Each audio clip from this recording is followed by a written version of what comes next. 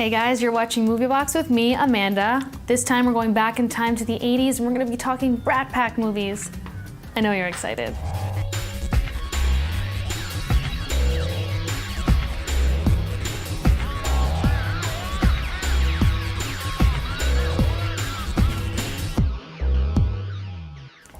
If you're not familiar with the Brat Pack, it's a film of young actors in the 80s who were in many films together. The core members were Emilio Estevez, Anthony Michael Hall, Rob Lowe, Andrew McCarthy, Demi Moore, Judd Nelson, Molly Ringwald of course, and Ali Sheedy.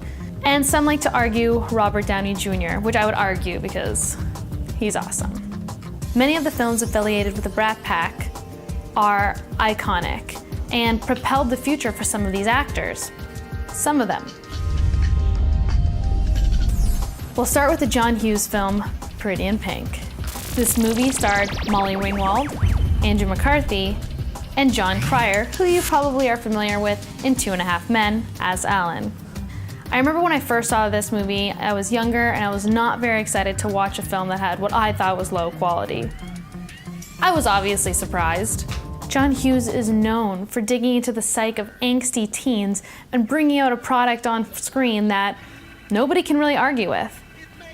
This movie focuses on the relationship between Andy, Molly Ringwald, and Blaine, Andrew McCarthy. Andy comes from a working class family and Blaine comes from the rich side of town. Andy's best friend is Ducky, who is hopelessly in love with her, of course. Naturally, Ducky doesn't like the idea of Andy spending any time with another boy other than himself. Especially a boy they like to refer to as the Richies. I remember I liked this movie because growing up, you think you can do whatever you want. And initially, Andy and Blaine do that, which is right, which is proper. They go on a date. But after the date, they go to one of Blaine's friend's house, a rich kid party house. It's at this party that their social differences start to really affect them. I remember also when I saw this movie that the first kiss that they shared after the date was just not a kiss I had seen on screen before. It was very passionate and perfect timing, of course after being asked to the prom, which is a big deal, right? Everybody loves the prom. Emotions run high after Blaine starts to ignore Andy at school, and then there's this really great scene in the hallway where Andy confronts Blaine. John Hughes really knows how to write a great movie. I mean, in this scene, you don't know who to feel bad for. Of course, Andy has every reason to be mad, but Blaine is like, he's crying too, and you know why, and it's really good. Turns out they don't go to prom together. Ducky and Andy do, but everything really works out perfectly. Ducky sees that Blaine isn't that bad of a guy, and well, everybody gets what they want in the end. A good, happy ending. We have another John Hughes film, The Breakfast Club.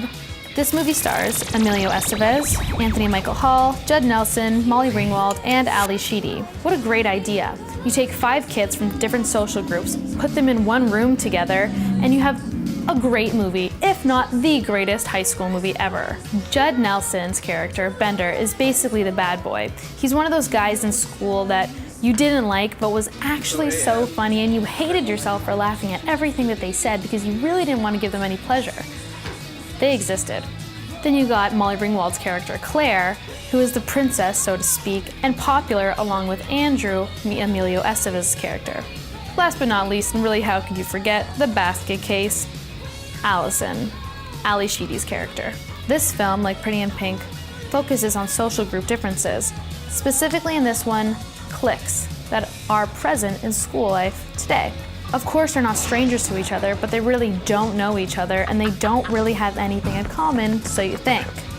Bender seems to be the devil's advocate, pushing everybody's buttons and telling them the harsh truths about themselves, but he still includes himself. They come together and they have this realization of this fear of growing up and being like their parents. And then Allison says, it's inevitable. You grow up and your heart dies. So yeah, I guess if you see it that way, nobody would want to grow up. After watching that movie as a young viewer, you probably let that really sink in with you and think, yeah, I don't want to grow up, but I'm gonna. I have to. And there are so many other moments that are present in this film that really get you to think and really allows you to connect with each one of them. You mess with the bull, you get the horns. I don't know. Don't mess with the bull, young man. You'll get the horns. Honestly, I have to mention, I just see Bender as the real-life Bart Simpson. That whole eat my shorts scene was so funny, and he has that quarrel with the principal. That's Bart Simpson. But Bender's pretty cool. If you're feeling a little nostalgic, pop this one into your DVD player or VHS, VCR, whatever works for you. Can everyone guess what I'm about to say? Yep, another John Hughes film. What one, you say? 16 Candles. 16 Candles is a film starring Molly Ringwald as Sam, Anthony Michael Hall as the geek, literally doesn't have a name in this movie, and the boy that she loves, Michael Schofling, as Jake Ryan. This is typical girl likes boy, boy doesn't know girl exists, other boy likes girl, girl hates him because he's a nerd, and you know, that old thing.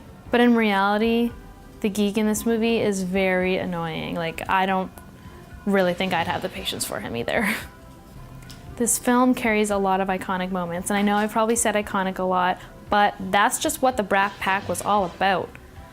It's Sam's 16th birthday, and her whole family has forgotten because it's her sister's wedding the next day. So, like any other angsty teen, she deems this the worst day of her life, but still chooses to go to the dance later that night. There, her and Geek Boy have a moment, and he explains to her that he actually knows Jake, and that he'll put in a good word for her, of course if she'll do something with him. He has this bet with his friends that he can get a girl's underwear. I would never give a guy my underwear, but this is a movie, and I guess it works. Remember Long Duck Dong, the foreign exchange student that her grandparents brought over? Almost forgot about him. Anyways, Geek Boy does end up talking to Jake, and Jake, just like the hero he is, retrieves her underwear for him. So now you've got that scene at the end of the movie where Sam's at the church and the cars just disperse, and there's Jake Ryan looking all cool against his red car, and then they have their first awkward conversation. Whilst walking to the car, Sam looks over at her dad and is like, "That's the guy," and then gets into the car, and her dad does. Let me just tell you, that would never happen in real life. Nobody's father would be okay with their daughter leaving their other daughter's wedding to go chill with a guy who has a red car like that. But whatever, it works. So here we are, the final scene where they're sitting at the kitchen table, birthday cake in the middle, and then he says, "Make a wish," and she says, "It's already come true," and then they kiss. Another iconic scene, there it is. We end our reign of John Hughes films here with St. Elmo's Fire, directed by Joel Schumacher. This film stars Emilio Estevez, Rob Lowe, Andrew McCarthy, Demi Moore, Judd Nelson, Ali Sheedy, and Mare Winningham. This is a different take on the Brat Pack because as opposed to focusing on high school students, we're focusing on university graduates. Let me tell you, for 22-year-olds, they're all very well off, which is probably why they all get a little crazy. The approach to the storytelling of this film is cool because there are so many different characters that they all have their own personal thing going on, but still remaining pretty connected. Kirby, Emilio Estevez's character, is super cute and cool until he sees this beautiful girl who he had a crush on in school. Let me just tell you guys, if you ever feel the need to follow and stalk a girl, just don't do it. Just fight the urge. Because literally, it's not cool to watch a girl in the rain, follow her to this party, look at her through the window of the party, and then go into the party and talk to her. That just don't. After that point, I was like, okay, something's a little off with these people here. And then you see the perfect couple fall apart. Judd Nelson's character, Alec, and Ali Sheedy's character, Leslie. Alec cheats on her all the time, and you're like, what? I thought he loved her. He wants her to marry him so bad. It just doesn't make any sense.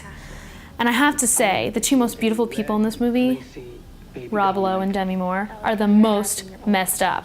Rob Lowe's character, Billy, is pretty basic. The playboy, doesn't have his life together, and then they put him in a band, and you're like, yeah. Except when he came on stage, he's like rocking out on this saxophone. And I'm like, okay. So another weird thing about this movie, there were so many saxophones. I don't have anything against saxophones. I played the alto sax when I was in high school. I was pretty good. But unless it was a thing back then where people were casually carrying it around, I don't really understand the point of that. So that was disappointing. I can't really say that this is one of my favorite films, the Brat Pack collection. Maybe not even at all. It's just that everything becomes so dramatic so fast, and then magically at the end, they're all friends still. I guess it's a movie, they can do that. Well, that's it for this episode of Movie Box. I'll see you next week where I'll be talking about some of my personal favorite films. See you then.